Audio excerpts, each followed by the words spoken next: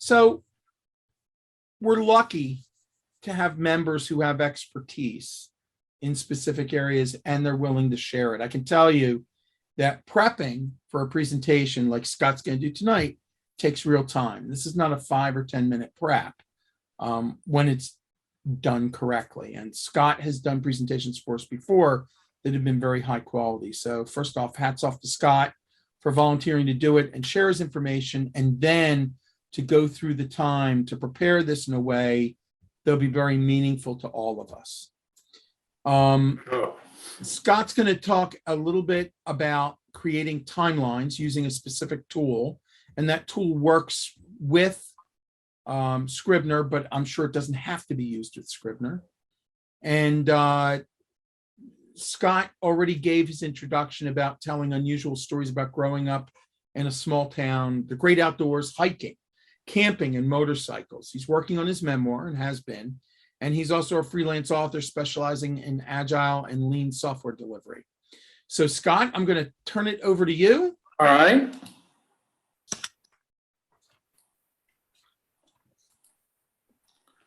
Can you see my screen?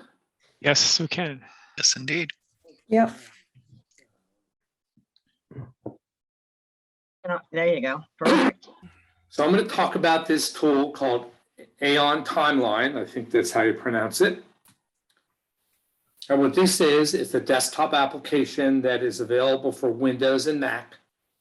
And it allows you to develop a timeline of your scenes in a very visual manner. And then you can integrate that timeline with the characters in your story so that they all come together in a nice way. And it also synchronizes with Scrivener. It's $65 to buy at that URL there, and there's a 14-day trial. So what I'm going to do is show you how I've used this tool to work on my book, Motorcycle Stories, Fighting Forgiveness on the Open Road. And in this book, there's scenes that started in 1953 and ended in 2011. And there's a number of characters with complicated story arcs to them. My mother is the primary character. I talk in my book about how I figured out how to forgive her for her drug addiction that I grew up with as a kid. This tool has a lot of features. I'm going to demonstrate the ones that I've used. So in general, the product features we're going to talk about is how it does timelines of events represented in scenes. We can see these scenes in a spreadsheet view. We're going to talk about how we can relate characters and character arcs to the different scenes, and then how we can represent those scenes in the actual order that they show up in your book. And then finally, I'm going to show how we synchronize this with Scrivener. And this is what I've used to write the book that I'm going to publish this summer, self-publish this summer. So something important to understand, you'll see in this demo, is each of the scenes in my book, I give a unique number and a title. And then I start off with a summary describing what some of the goals of that scene are. And you'll be seeing that as we go through the demonstration. So I'm going to jump right into the tool now and get out of PowerPoint. Let's see here. So this is the tool here. This is the Aeon Timeline tool. You navigate around this tool across the top here.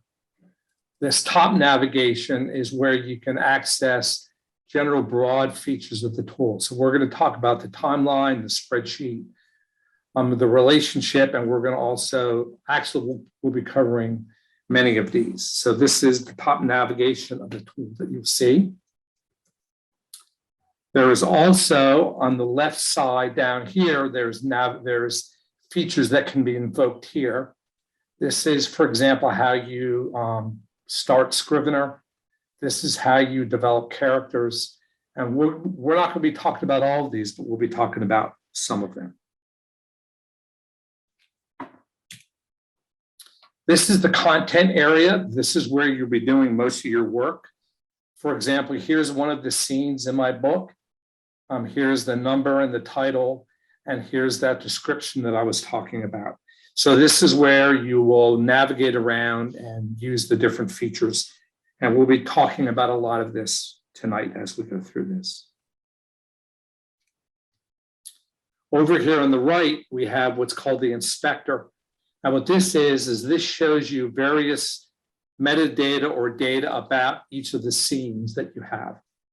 And so, for example, here you can see my title that I was talking about, and here's that summary that I was talking about too. So these are the general ways that you navigate around the tool. All these icons, we're going to be talking about these icons a little bit later, but what's nice is you can see a lot about each thing right in one spot. And we'll be covering these as we go too, but I'm not going to be covering them right now. So we're looking at the timeline here. So here is the timeline. These are the scenes that are in the book in the order that they happen in physical time. They're not the order that they appear in the book themselves. And I can move around this timeline using this drag here. For example, here is when my parents met in 1953. Here's when I was born. But you move around the timeline using this slider. So Scott, would you say that again, that they're in which order?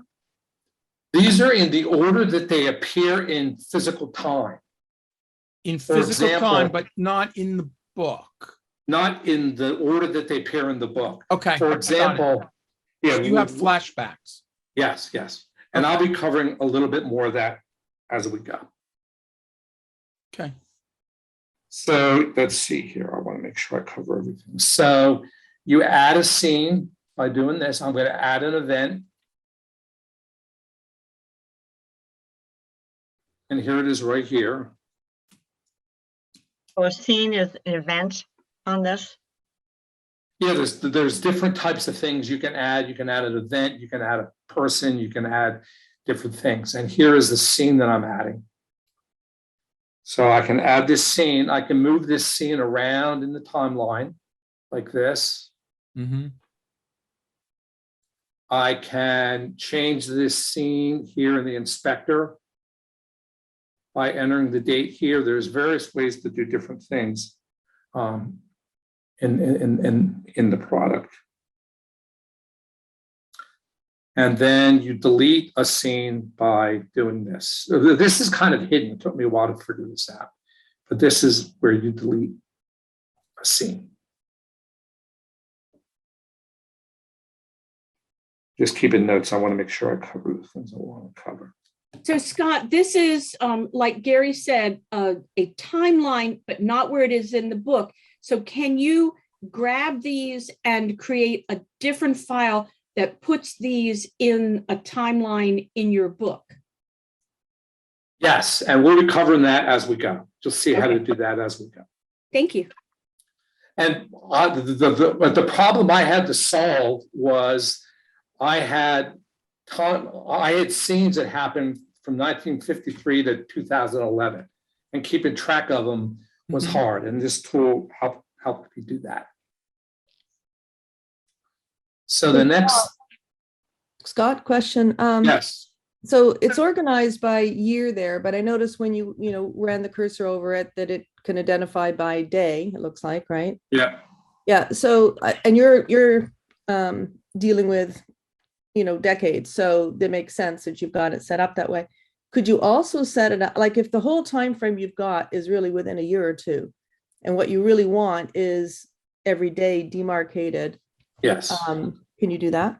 Yeah, you can set it up like if you look at something now here I'm looking at the time. So you can actually get down to minutes, days, times, that kind of thing. So your timeline can be as big or small as you want it to be. Great, thank you. And since I had flashbacks and flash forwards, my timeline, as you'll see, doesn't equal the order of the scenes in the book. So the next view we're going to look at is called the spreadsheet view. And this is basically the same data in a list. And here you have the same scenes. You can specify what fields you want to show across this top thing here. And we're going to be talking about each of these as we go, but some of the things that we covered is we covered the dates already. So these are the beginning and end dates of the scenes. Mhm. And I can sort this in different ways if I want to, and I can see this data in different ways. I can export this. Yes. I'm so sorry. So you have a column called color. I don't know if that is part of your description, but what is that column? So this is a built-in field in the tool, and you can make this be whatever you want it to be. So for instance, I made it be a scene my mother was good at, a scene she was starting to get a little bit sketchy, a scene that she was bad at. So it's a way to categorize your scenes. And they happen to call it color in the tool. Thank you. So you can export this as a CSV if you want to, a spreadsheet, so you can do that if you want to. So this is the spreadsheet view. So we've seen the timeline, we've seen the spreadsheet view. Scott? Next. So far, you've talked about scene descriptions. Is the actual text of the scenes in here, or is this all essentially metadata so far? This is metadata. The text for the scenes is in Scrivener. Okay, thank you. And you'll be seeing that when we get over to that. Thanks. So you can add characters. And an important character in my book is my mother, Joanne. And these are the different characters in my book. And we can enter her birth date, the day she died. Now you know my mother died. And and here we can see how old she was when she died. By entering the character's birth date, you'll see in a few minutes how the tool gives you useful information about that. So now what we have here is here's all the scenes, here's all of the characters. And so now I could say that this is a dinner discussion with my family where my brother and I are told that we have to move out of the town that we love. So what you can do here is you can add characters to a scene. So right now I just made my mother a participant of this scene. And so now we can see all the different characters in the book and the different scenes and what scenes that they're part of. And again, there's various ways of doing this. If I go into the inspector here and I go over here I can see the characters that are participants in this screen. I can remove my mother from this screen this way. I can add her here. I can add another person here if I wanted to as well. So I found this very useful in keeping track of who's doing what in what scene. Let's see. So where okay. Yep, that's that.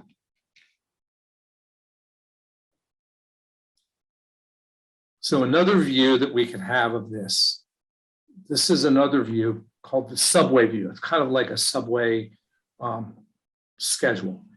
So here again, it's another way to see this. And here we can see the characters and scenes that those characters are in. It's another view of that previous section. But what this lets us do is we can add a character arc for people.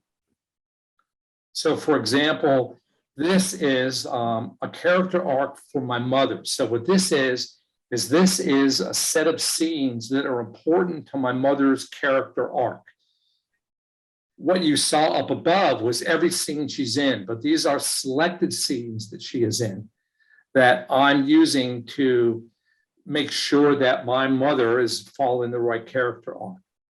So for example, here's when she went to the bus stop with me when we first moved into our new home.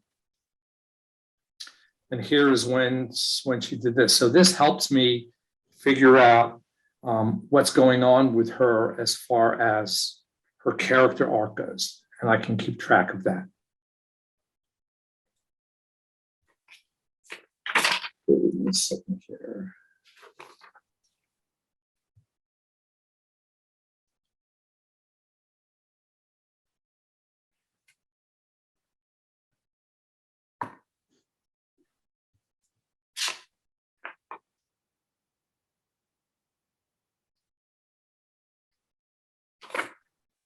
How long did it take you to learn this application? So it's a significant learning curve. I would say I had the data in Scrivener and I loaded the data into it. So I didn't have to enter all the data. So I knew Scrivener and I did that. But it probably, I'd say a good 10, 15 hours to get to the point where I knew what I was doing in it. So Scott, let me ask a question. I could see for someone like Judy, who's writing either crime or mystery or something, where certain things have to tie together very tightly. And if she leaves something out, it's critical. And maybe it's the same for you, but sometimes we do things and it's just busy work, right? We do it, but it doesn't really give us the full value that we would want to get out of it. What's the value this gives you writing your memoir so that I can attach that to this whole application? What did it do best? What are the 3 things it did best for you that helped you be a better writer? Or So it helped me keep track of the different scenes in my book. And let me get into this and you'll see a little bit better. Okay. So Or now this is later, right? If it's not appropriate now to answer, that's okay. Well, I can answer it when I get into this view. So this is the order that the scenes show in the book itself. So there's a scene where my mother attempts to commit suicide. Now this happened in 1974, and this is a flash forward scene in the book.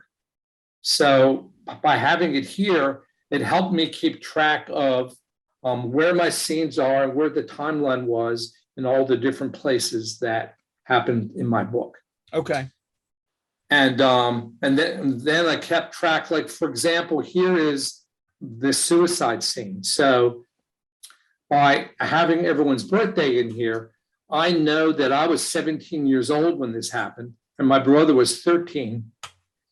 But down here, when we're playing Army in our place, here I was 9 years old and my brother was 5 years old. So it helps me wrap my head around how the characters go and how they develop as I did this.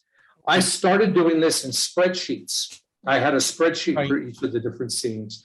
And as I moved scenes around the book and I made changes, it was just too hard to keep track of. Okay.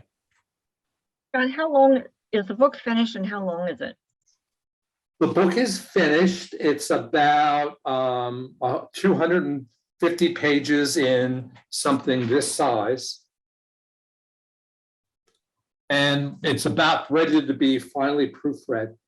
My wife was retiring and she's going to have time to proofread for me. I had it through a couple beta cycles and things like that. So that's that.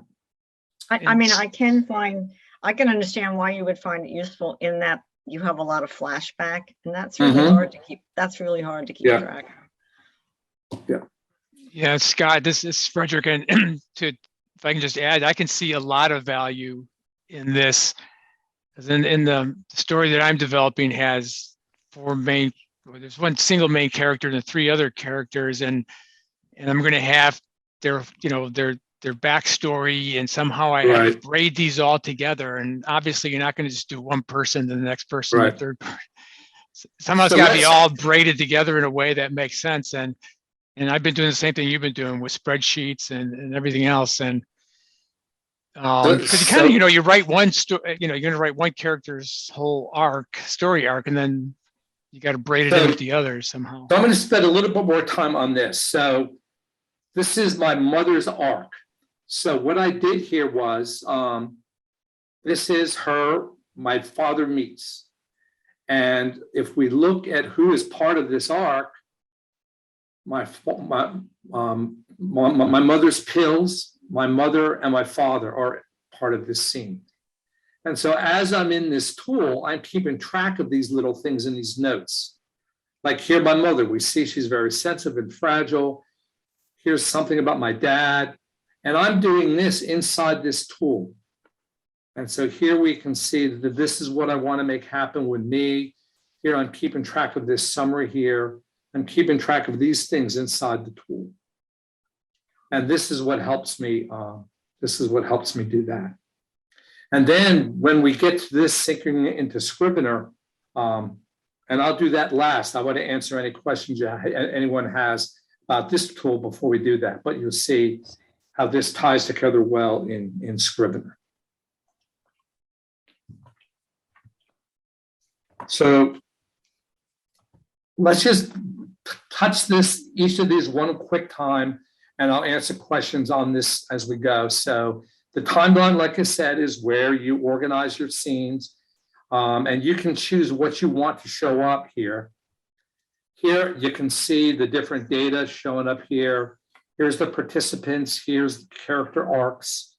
I can see the time and the date. I'm sorry, the time that this happens. So that's useful. If we look at the relationships, here is the date that it happens, so we can see the date that it happens. Here we can see the characters that there are. We can go over here and we can see locations. I did this a little bit, but you can keep track of where this happens. And then here are the character arcs is in this view too. So we can change all this all through here as we do this. So we need to look at this, the spreadsheet. We looked at that. So that's basically this tool. And it really helped me pull together the data that makes up my story. So I'm going to pause here to answer any questions about this tool before I show how this works with Scrivener. Hey, Scott, nerd questions. That's a really cheap price. For that price, what do you get in terms of documentation, updates, support? Well, the documentation is online, so that's here.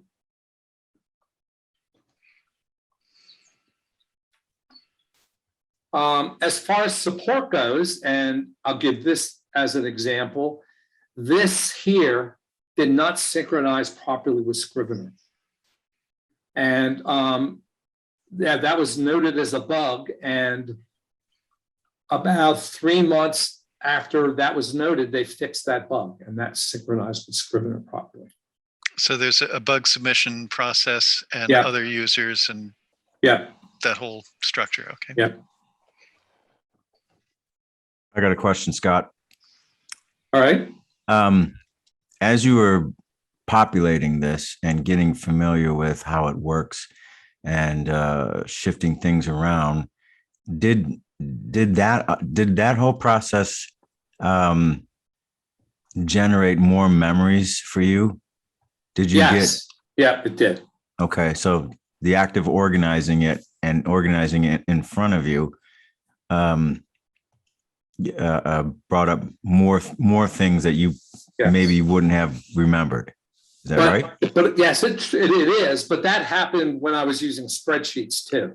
See, what happened is I did the spreadsheet. I did all the scenes in the book based on the spreadsheet.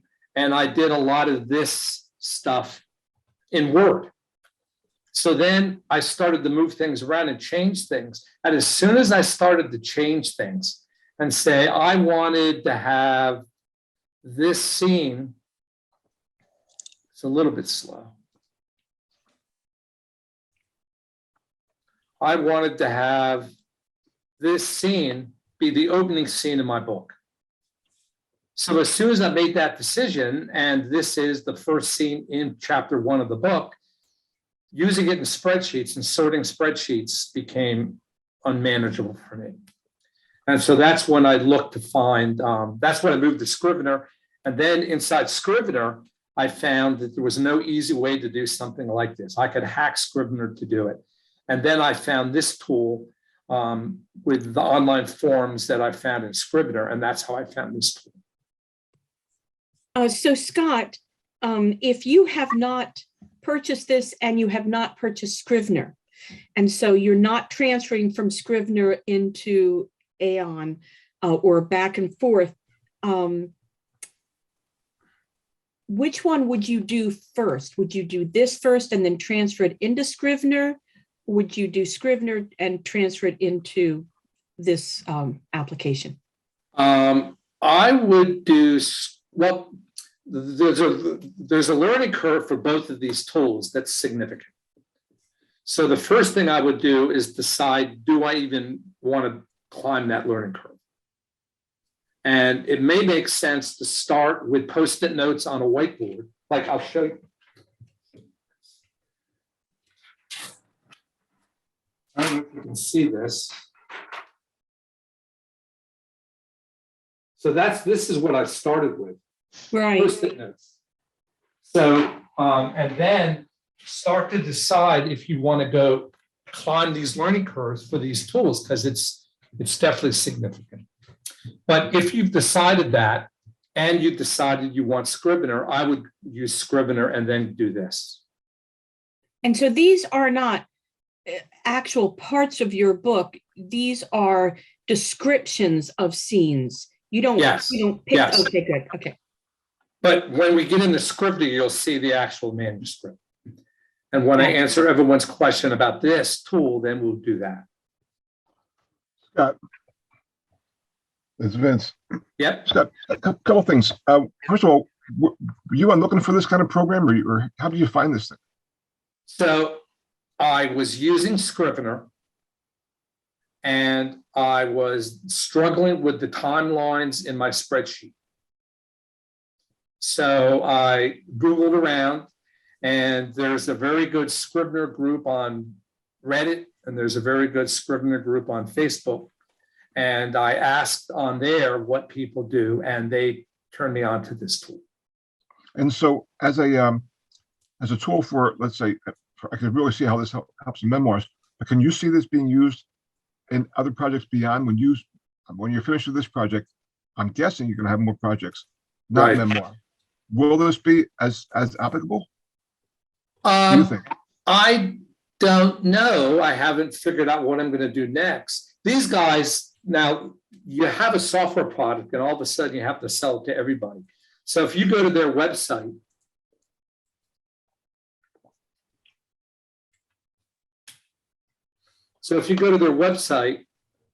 they're going to tell you that you can do product roadmaps and you can do Agile and you can do all that. This is not a project management tool. So they try to sell it for everything. Mm-hmm. So it depends. If you're writing a book and you need to keep track of times and scenes and character arcs, it was really good for the character arc. That really, really helped me a lot. And you'll see more about that when we get into Scrivener too. Scott, let me just,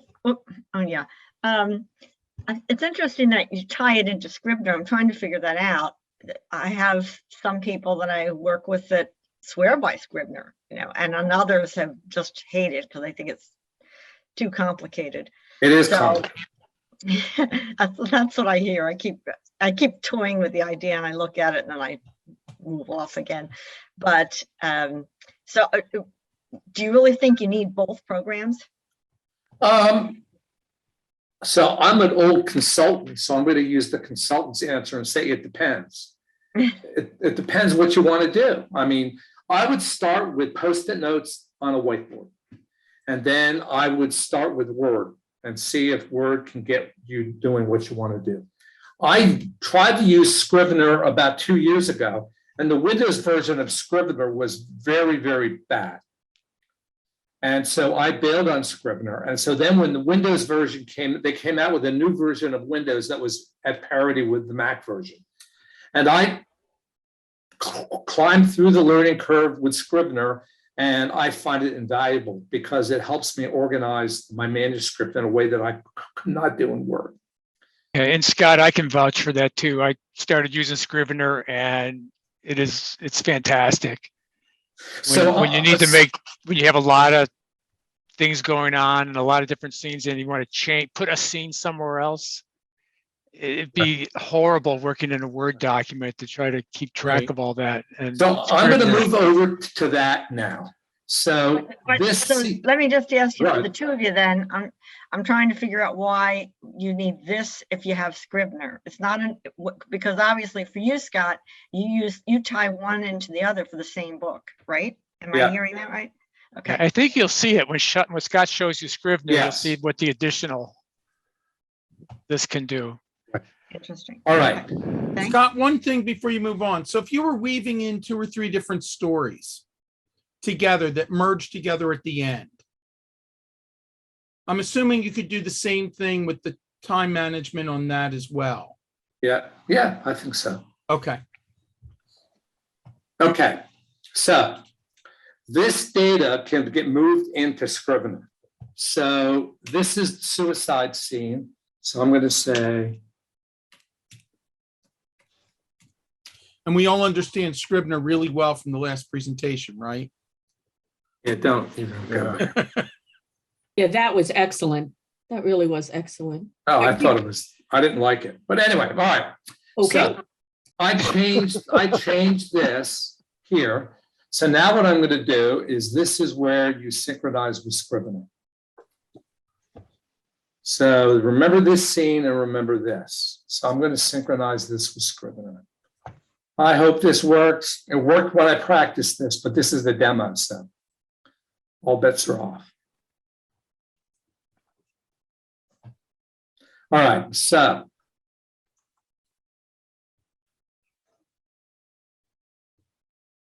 here is Scrivener. Here is the first chapter, and here is, now I'm not going to teach Scrivener because I could spend the whole day on that. But so here is the first, no, here's the first chapter. Wait. So here's the first chapter in the book. And here's that suicide scene. And here is what I changed in the Aeon tool. Oh, it's amazing. So this is, to give you a quick view of Scrivener, Scrivener lets you do a corkboard for all your scenes. So again, here, and here's where you would organize all your scenes in your book. Then I can view the actual manuscript for this chapter here. So here's the actual words in the book. Now, if I go into the metadata in Scrivener, here's all the data that was in the Aeon tool in Scrivener.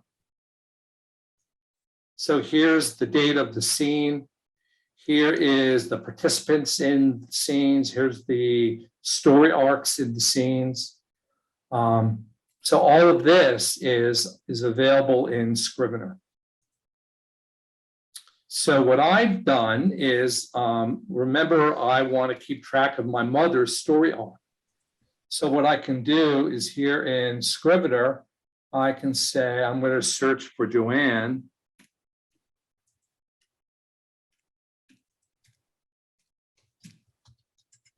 Wait a minute. I'm not sure.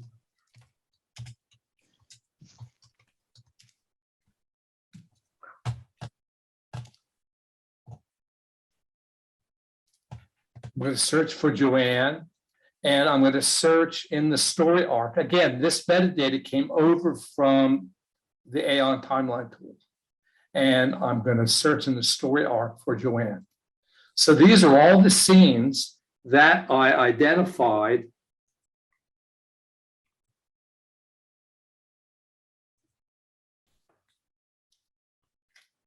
Bear with me here.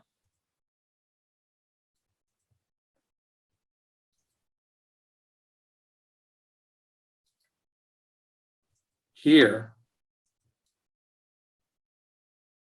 So I went through this and I entered all these notes and things, and all these notes show up here. So now I can read this and I can change my manuscript based on what I've defined and what I've done. So now I can go through each of the scenes in my book that I identified as important scenes to my mother's character arc and write stuff better than I could have if I didn't use this technique.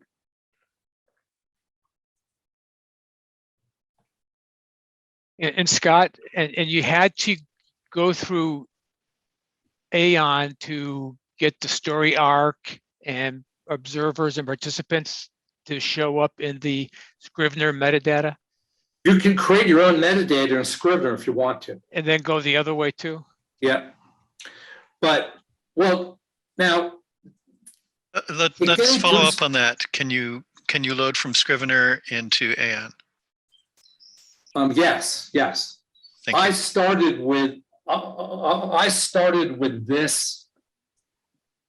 this manuscript was in Scrivener. All this. And then I sucked that into the Aon tool. And then I set up more metadata in the Aon tool and brought it back to Scrivener.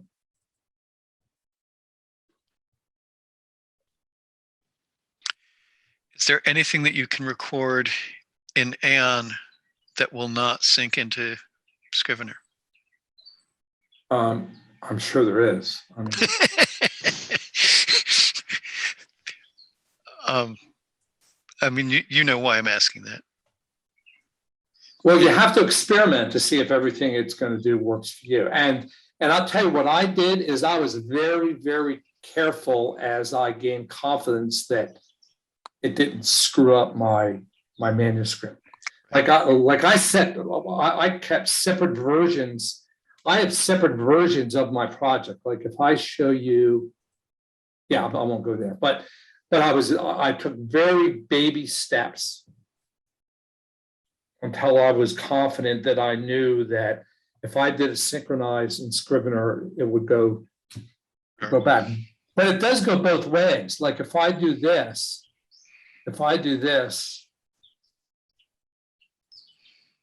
and then I go back here.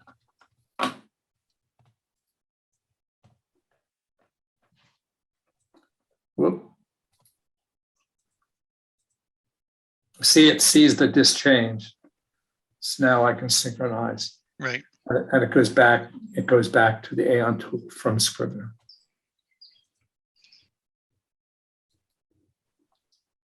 I mean, I found it really, really invaluable, but maybe my use case is unusual, but I had all these dates and I had all these times and so that's basically it. But I love Scrivener and it really is a learning curve, but I won't go back to Word. Hey, Scott, to answer the question that was asked earlier about, if you had Scrivener, what do you get with Aon? And I think that those views that you see it with Aon, you don't have with Scrivener. And Right. The closest thing Scrivener has is go to the outline view, I think. Yeah. And you can see the dates and all that. But like what's great about this is if I do this, if I go to the timeline and I say that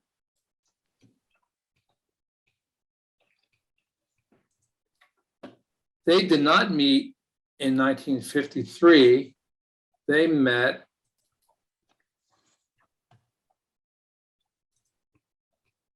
in 1957.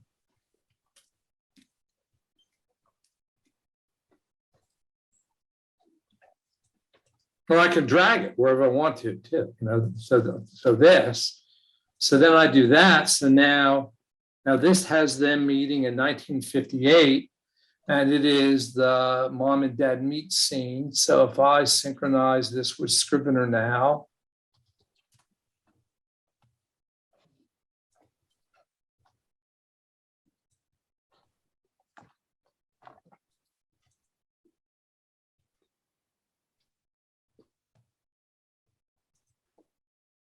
and I go back to Scrivener and I say, I don't know if this magically changed.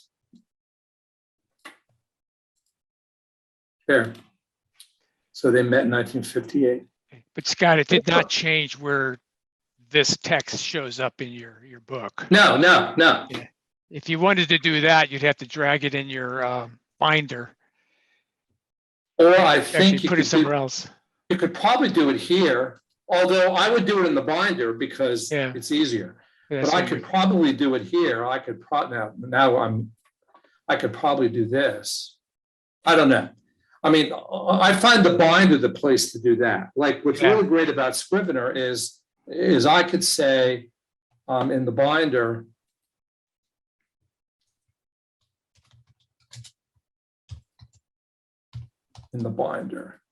I don't want this scene here. I want this scene here. So now it's changed. And then the order of all the words is changed too. That's where the power of Scrivener really comes in. Yeah, I agree. And then if I synchronize this back here, if this is going to magically work, it might.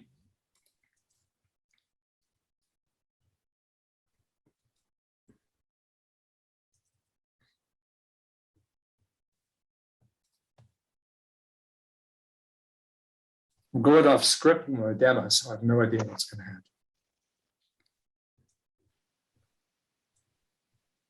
So now, if I look at the narrative,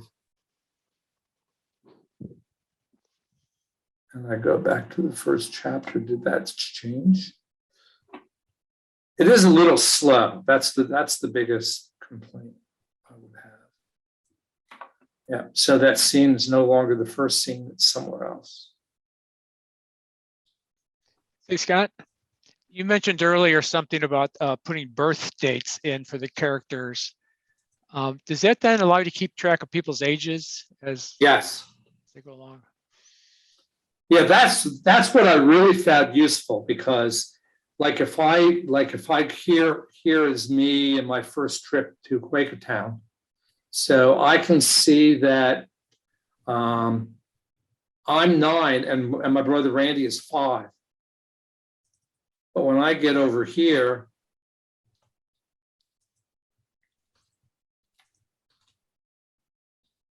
now I'm in college and I can see I'm 20. And so having this information, now the age doesn't show up in Scrivener.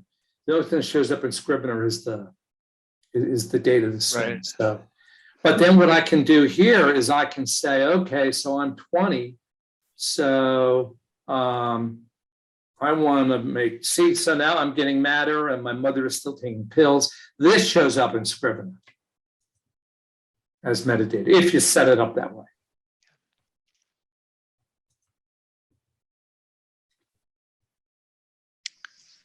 Scott, I assume all this is happening local on your machine? Yes.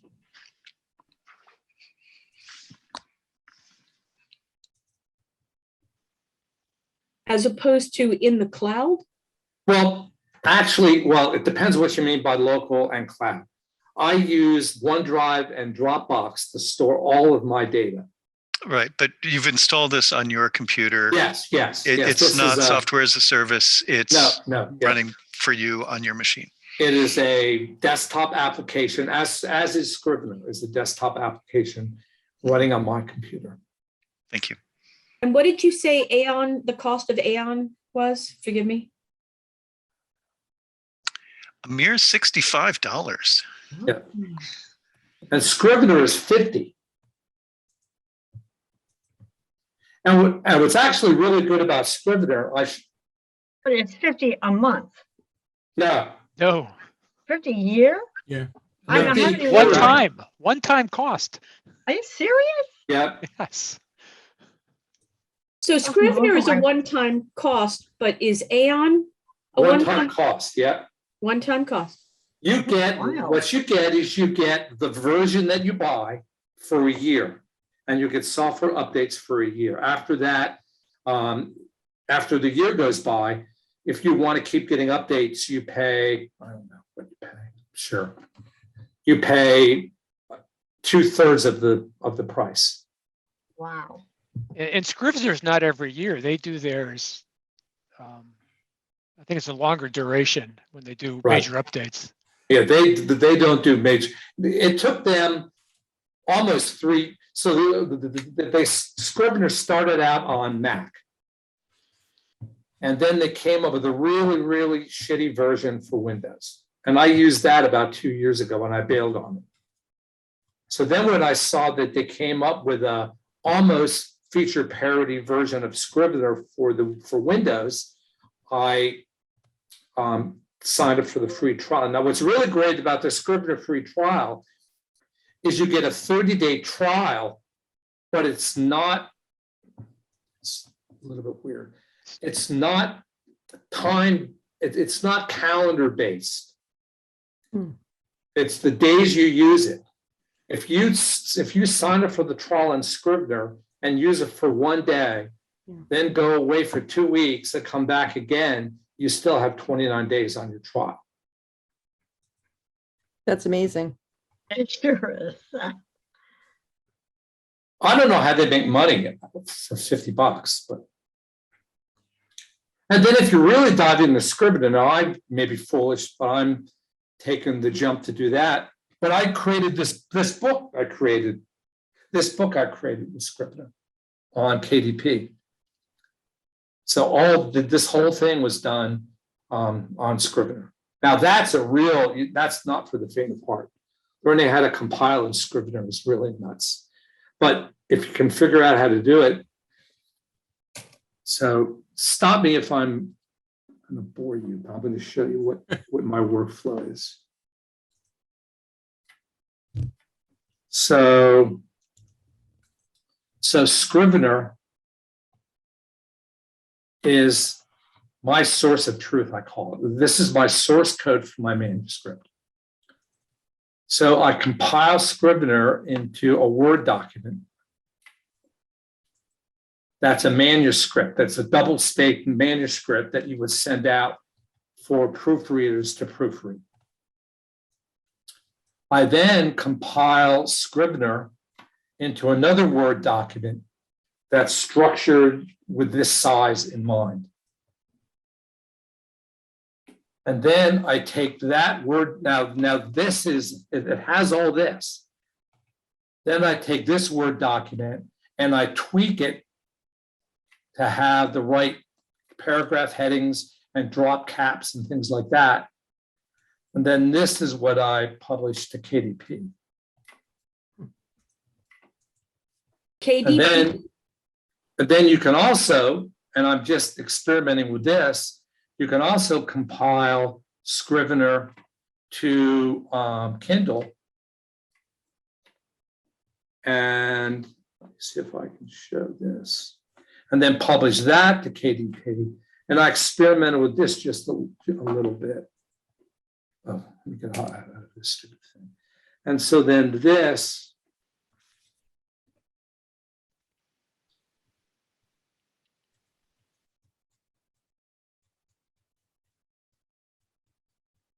so here's Kindle.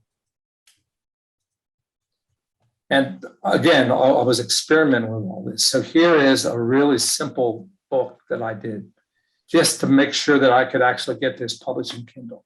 So this came from Scrivener in the way that I was showing to Kindle through KDP. What's KDP? Amazon's thing. Publishing. Oh. Thanks. It's their own publishing Right. company. Yeah. Printing. So, But that's a really, really crazy learning curve, learning how to compile to do all that. But I'm a technology guy, so I was just maybe going to with- say that you told us your background, and I said, oh, no wonder this is right up your alley. right.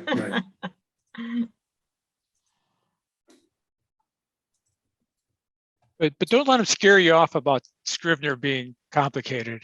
It does take a couple hours to read through it and start using it, but it's not impossible. No, it's definitely not. And they have a very good. So, tell me to stop whenever you want me to stop on So, TV.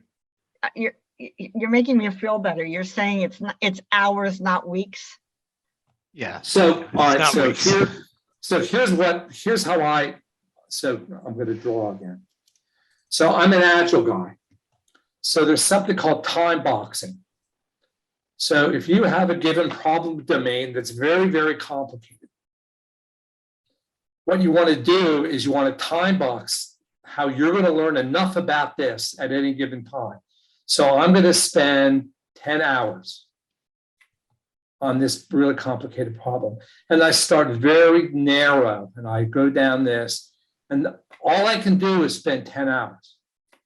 So if I find myself start to go down a rabbit hole, I stop and I keep going.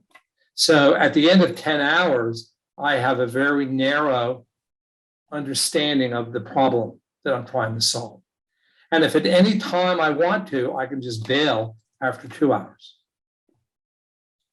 But don't go down these rabbit holes, because that's when you'll get doing stuff that you can spend. So anyway, that's how I attacked each of these problems.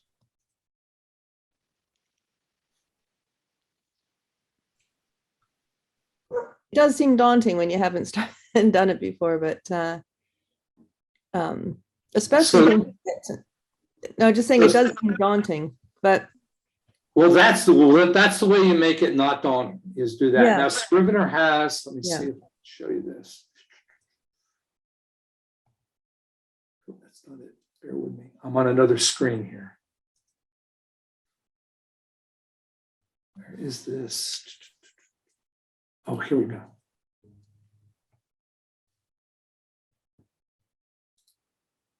So Scrivener teaches you Scrivener. Their tutorial teaches you. So the first thing you want to do if you get Scrivener is you want to create a new project of the tutorial. And this walks you through all the parts of Scrivener. And it uses Scrivener to do it. Do they have a quick start Scrivener? This is it. You can take this to be, we'll see, but see what it says? You're reading my Basics. mind. Getting oriented, see this? And then going further. I mean, they really organize this well. Excellent. And then if you have an existing manuscript, what you can do is you can load it in the Scrivener. And again, I'm going to draw again here because I always draw. So if you have an existing manuscript in Word, you can have words and then make a little delimiter thing here and then have words like an asterisk and have words and an asterisk. Then you can load in the Scrivener. You point Scrivener to this Word document and say, every time I see an asterisk, give me a new scene. Then all the scenes get loaded in the Scrivener. And then you can move them around that corkboard however you want.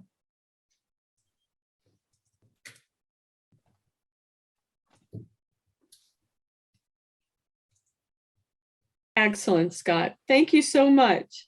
Thank you for doing this. Yes, very, very, very helpful. Yes. Wonderful possibilities, both with Scrivener. I know the previous guy, a wealth of information, a little bit too fast, but a wealth of information. And between, I know you had shown us Scrivener at some point, and then the other gentleman showed us Scrivener, and you've shown us this, and so many possibilities. I think I need another life. Well, so think about if you don't have scenes that you need to organize, see, I'll tell you this. So, all right. So this is, Always have scenes. Yeah. So many scenes. so this here. So let's see. Shoot, hold on.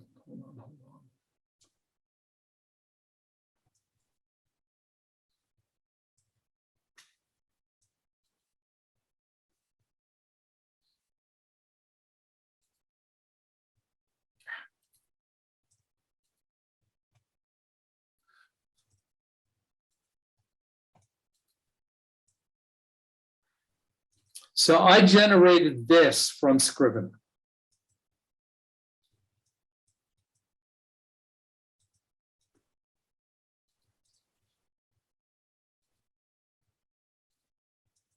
So here's all this. Now, you don't need Scrivener to do this. Like if you set up Word so that you use styles in Word, I can move this scene down here just by doing that. And I can move this scene here, up here, just by doing that. This is in Word? This is Word, yep. But what you have to do is you have to set up your, let's see if I go to, this here is you have to know Word in order to do this. So this is, this here is a heading 1, this is a heading 2, and this is a heading 3. And so when you do that, it shows up here. And so this is how I envision doing things. But where it gets complicated is, no, not complicated. Where it's not as useful as Scrivener is, where Scrivener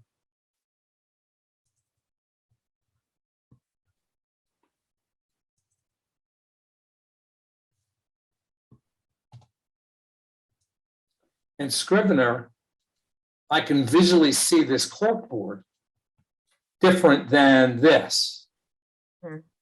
And I can move this around a lot easier in Scrivener than I can moving it around Word. But you're not on the corkboard view, you're not actually moving text. Yes, you are. You are? Yes. Yeah. Ah. Yeah. You cut and paste it. Yeah, you just move it, you just move it Yeah. around like you would something. And where this starts to get hard is if I want to move this all the way down here, now it starts to get really weird, right? So I'm going to move all the way this all the way down and no, all right. So now it gets, you see, so it starts to get, now I'm moving it all the way down to the later part of my book and I'm going to put it here. So, but doing this is definitely better than cutting and pasting. It's better than doing select, cut, and paste. This is definitely take time to learn styles in Word and the outline in Word, because that's definitely worth it if you're not even going to do anything else. This is really, really helpful. So, but when you're doing this, don't you end up having to go back and clean this all up? I mean, What do this you is not mean? your finished, this is not your finished manuscript. You have all these headings that are implanted in your manuscript. Am I missing something? In Word, yes, you would have, yes, you would, well, you have to could, go back. That's what I thought. Okay. All right. but you could hide things and that type of thing, but Right. yes. Mhm. Now in Okay. Scrivener, like here's my manuscript in Scrivener that I would give to someone. But here is my book that I'm going to, where is this? But here, this was generated by Scrivener, the same manuscript. Mhm. It's going to take a while to load, maybe. And Scott, in Scrivener, can you tell it to add those headings? You can tell it. Yeah, to that's add what I'm going those to show you headings, right? here. Yeah. So this was generated by Scrivener. Actually, no. Well, basically. But see, it doesn't have all the scene headings because it only has selected ones. And it's and it's in a format of the book that of this book. here. But my point is, I'm bouncing around here a lot. My point is that you can do a lot in Word by just using heading 1, heading 2, heading 3, and view navigation pane view. Just doing that is a lot. Never done that. No, me neither. It's worth following up on. If you're not going to go the whole Scrivener route, Right. you can do a heck of a lot using the outline in Word. Yeah. Because remember, usually we learn what we have to in order to get done what we need to. Yes, We yes. keep moving on, right? And Yeah. clearly what you're telling us is there's a lot of capacity in Word, but even when you've judged that, you still like Scrivener better. Yeah. So if the audience here were to take something out of it, yeah, you could take the time to learn it in Word, or you could learn it in Scrivener. But you're Gary, probably what going to did you- spend about the same amount of time to learn to use both of the advanced features. Gary, what did you use for Seth Says? So that becomes a mess to talk about. I use InDesign. I use a professional design program because I can control everything. Okay. And so it's $600 a year for the Adobe Cloud Suite stuff. So most people aren't going to use that to create books, but I create all my books in that. I'm sorry, I should say anything that isn't strictly word-based. I do very different than what you guys are going to do. But I could have created it in Word. I guess the point is graphic pictures, every third thing, and headlines and stuff. I could have done all that in Word. And it's not that hard.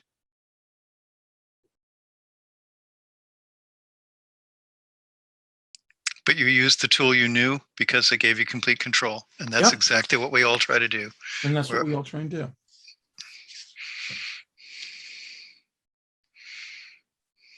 Wonderful. I'm going to have to drop off. I'm so sorry, All right. Scott. Thank you so Nope. much. This has been wonderful. So well prepared. Thank you so much. I'm glad it was helpful. Hey, Absolutely. Leslie. It was Yeah. great, Scott. Thank you.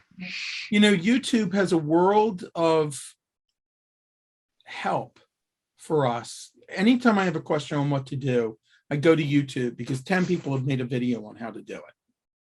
Yeah. And so if you want to continue to use Word, learn one thing a day. Go and find out how to do one thing. Go and find out how to do headers. Find out how to do something, right? And break your learning down into, like Scott said, into that block time by blocking the project that you pick. Mhm. Scott, thank you, because you spent a lot of time preparing, in addition to sharing knowledge that it took you a lot of time to learn. And that's what I hope everyone will do, is you'll come back to the table and say, I have something that will help other people. So I'd like to help them. And one way is to do it this way. Another way is just to approach people one-on-one when you hear they need something and say, I can help you with that. So does Yeah. anyone think they're going to use anything like this for their books? Yeah, I think I'm going to use the one you just showed. Timeline? Yeah, because I have everything in Scrivener. And I just need to know which button to push to move it all over. Because I like to see the timelines in those. I like the views in Aeon that you don't have in Scrivener. Yeah, the timeline looks interesting to me as well. Scrivener seems a little, I'm not sure if it'll work for me for this particular project or not, but the timeline would be really useful. I thought Scrivener had a timeline. Am I wrong? Not like that. Yeah, Scott, you want to show them the outline view? And then you have those, those cork boards, but that's, one chapter at a time. Mhm.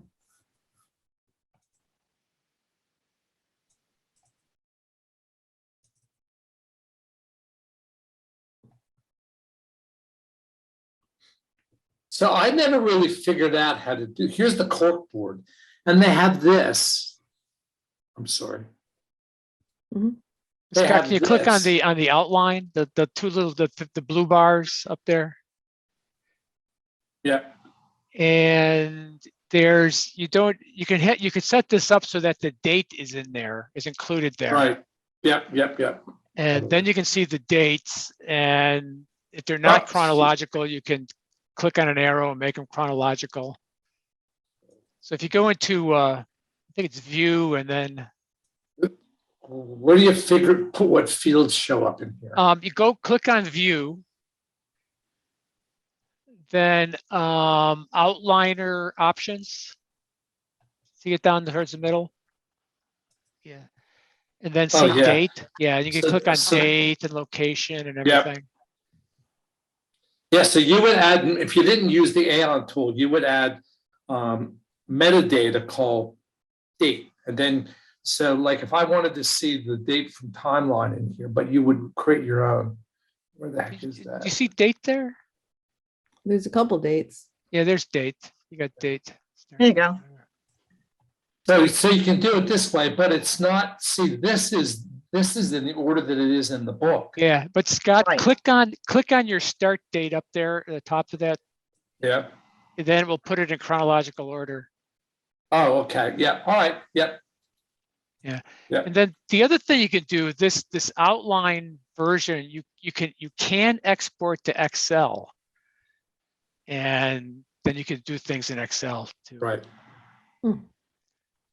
Yeah, that's what I first tried to do, but it was the whole round trip thing became very, very, very hard.